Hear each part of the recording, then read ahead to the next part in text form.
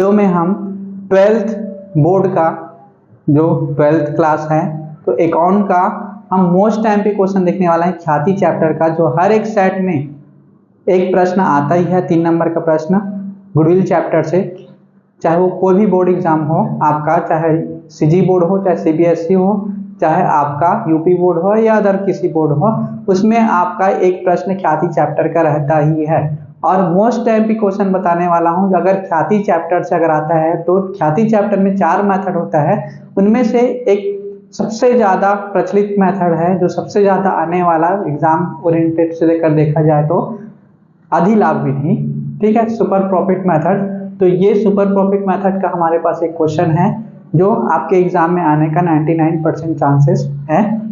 तो आइए प्रश्न स्टार्ट करते हैं बिना किसी देरी के। तो सबसे पहले प्रश्न रीड करते हैं। क्या बोला गया है?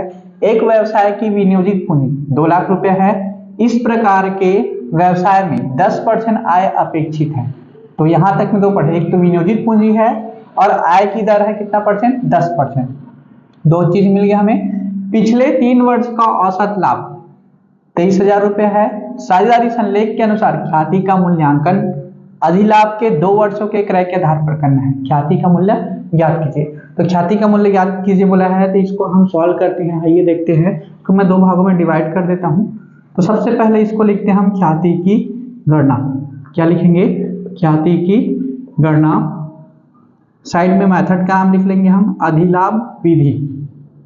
कौन सा विधि है? अधिलाभ विधि। तो अधिलाभ विधि से हम इसे सॉल्व करेंगे। तो अधिलाभ विधि इतना याद रखना, हमेशा 4 स्टेप में निकलता है। कितना स्टेप? 4 स्टेप। देखना, पहला स्टेप में होता है पहला औसत लाभ। औसत लाभ निकालने का फॉर्मूला होता है गत वर्ष का लाभ माइनस गत वर्ष की हानि। मतलब जितने वर्ष का लाभ दे रहेगा, लाभ को सबको जोड़ेंगे, हानि को माइनस करेंगे और गत वर्ष की संख्या से भाग देते हैं। लेकिन ये फॉर्मूला भी नहीं लगेगा क्योंकि आपको औसत लाभ निकाल के दे चुका है। देख लो, औसत लाभ 23,000 रुपए है। जब नहीं दिया रहता तब आप इस फॉर्मूला के अकॉर्डिंग लगाते, अभी निकाल के दे दिया औसत लाभ, तो लिख दिया औसत लाभ।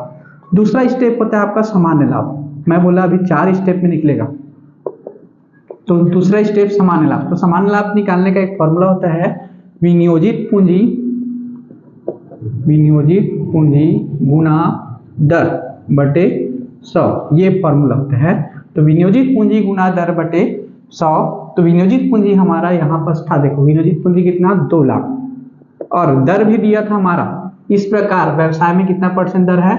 10%। 10 बटे 100। इसको काटेंगे हम तो 1 शून्य 1 शून्य कट गया, फिर 1 शून्य 1 शून्य कट गया, बचा कितना? 20,000 रुपया। तो ये 2 स्टेप निकल गया हमारा।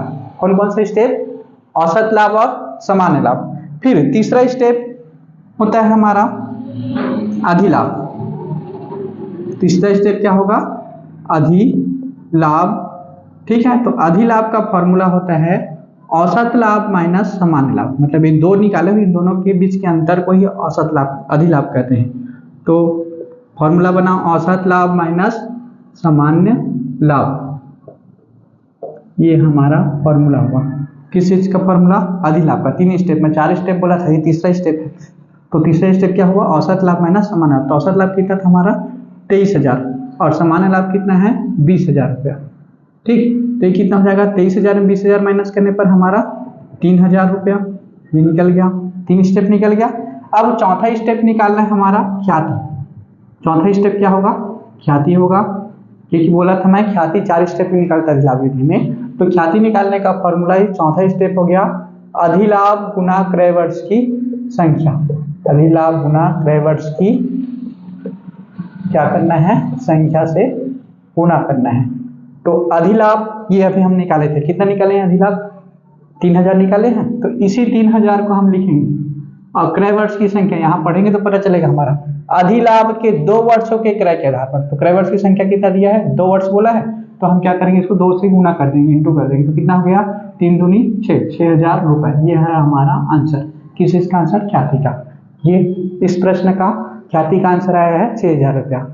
इसी प्रकार का अगर 12th का अकाउंट का मोस्ट टाइम पे क्वेश्चन आपको चाहिए तो वीडियो में कमेंट कर सकते हो। अगर किसी चैप्टर का और वीडियो चाहिए तो आप हमारे वीडियो में कमेंट कर देना। हम नेक्स्ट वीडियो आपका कमेंट के आधार पर बनाया जाएगा।